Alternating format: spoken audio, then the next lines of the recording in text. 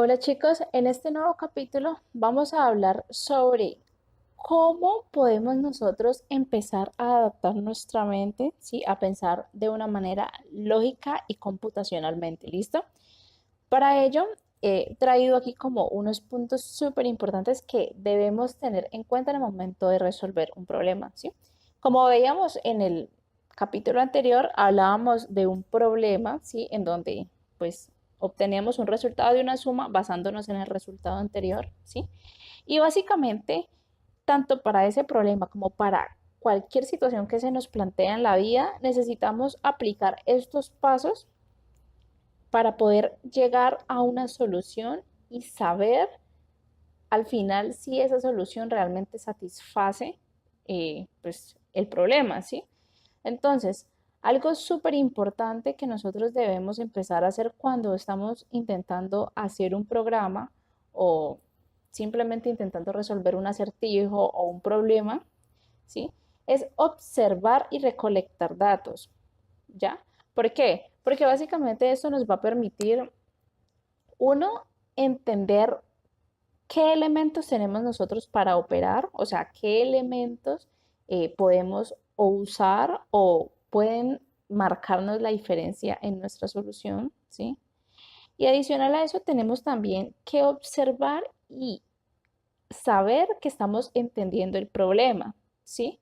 ¿Por qué? Porque muchas veces también puede pasar de que, por ejemplo, yo puedo tener un problema matemático y no entiendo ese problema que me está pidiendo, ¿sí? O sea, digamos que yo puedo tener, por ejemplo, 2 más 4 y abajo tengo, no sé, una pera más una manzana y digo como que, bueno, aquí qué me están pidiendo, ¿sí? O sea, ¿qué debo hacer con los números y las peras, ¿sí? Entonces, básicamente se trata mucho de observar. Generalmente cuando tenemos problemas es siempre intentar entender qué nos están pidiendo hacer o qué nos están pidiendo solventar. Y asimismo también tener en cuenta qué variables tenemos. Por ejemplo, pues bueno, en el caso que puse, digamos, fue un caso así aleatorio en donde tenemos, por ejemplo, 2 más 2 y una manzana y una pera, pues nuestros datos ahí son la manzana, la pera y pues el 2 más 2 y que tenemos una suma de sus números y no sabemos qué hacer con ellos, ¿ya? Entonces, aparte ya de tener, digamos, ya como los datos, observar y definitivamente entender lo que nos están pidiendo, ¿sí? Es también intentar aprender de todo lo que nos ha pasado o de todos los temas o bueno, aprender de todo lo que más podamos, ¿sí? ¿Por qué? Porque resulta que eso también hace la diferencia en el momento en que nosotros vamos a hacer un programa, vamos a hacer una operación. Por ejemplo, si yo sé hacer un programa y me piden un programa de calcular, por ejemplo, la distancia de aquí a la luna, pues también ya me está pidiendo unos requisitos o un conocimiento, digámoslo, astral, físico y bueno, de muchos otros campos que yo voy a necesitar entender, ¿sí?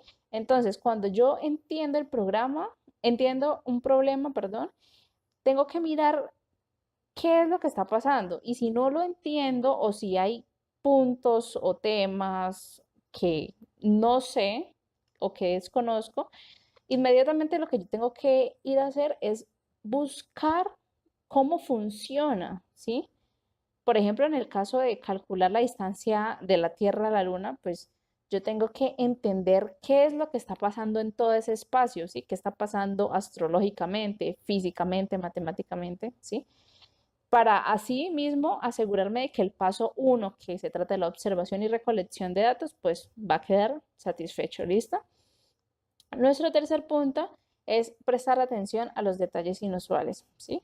Creo que allí pues no hay nada que decir, simplemente es entender de que uno, cualquier solución, por muy pequeña o por muy tonta que parezca, puede ser la más lógica o la más apta, ¿sí?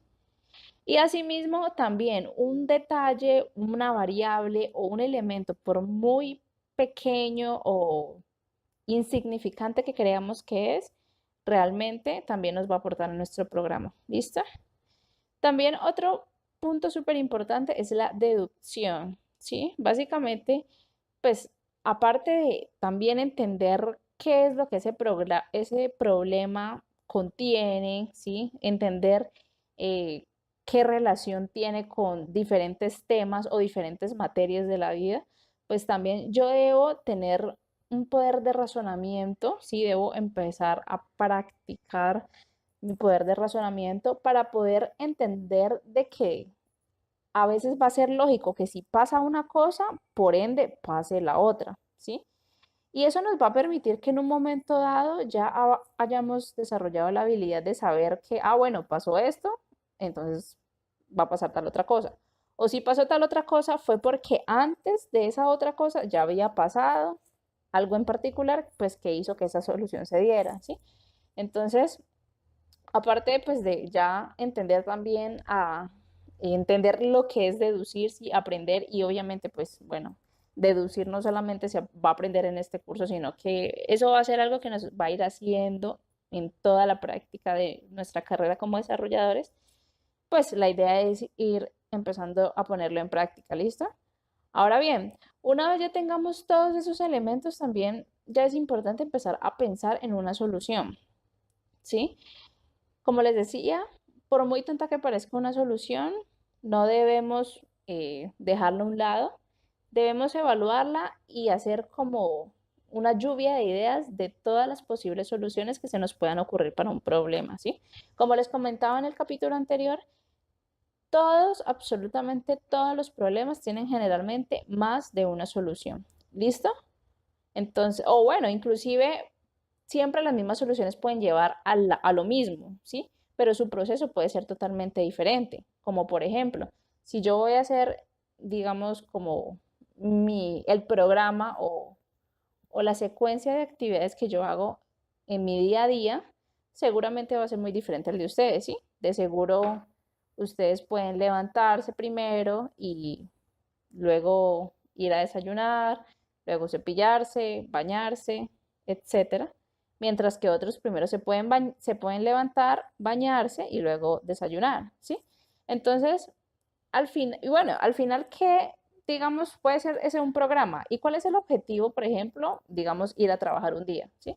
Entonces, mira que tanto tú como yo, para ir a trabajar un día, hacemos acciones diferentes, pero al final llegamos a nuestra solución o nuestro objetivo que es ir a trabajar, ¿sí? Solamente que hicimos unas actividades tal vez muy similares en orden diferente, pero llegamos a esa solución, ¿sí?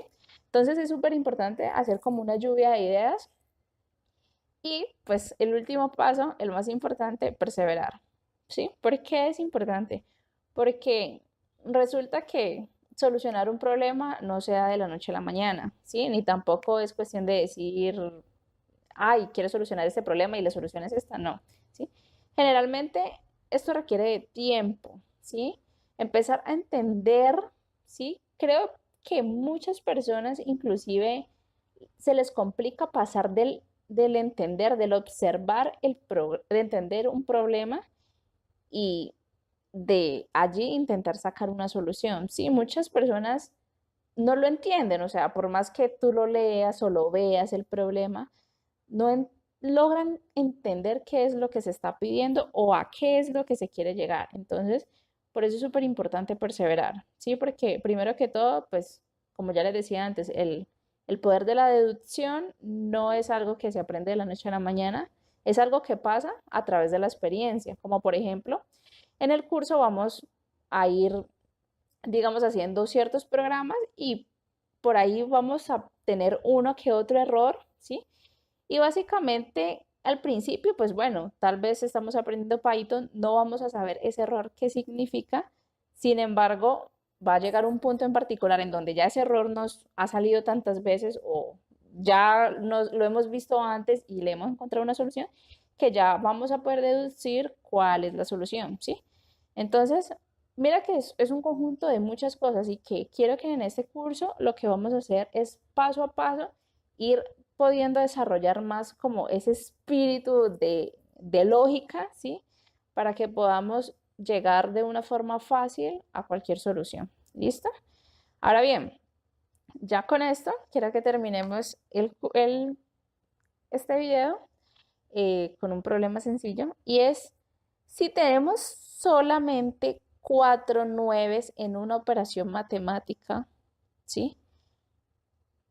¿Qué signos matemáticos o qué operaciones nosotros podemos hacer con esos 9 para obtener como resultado 100?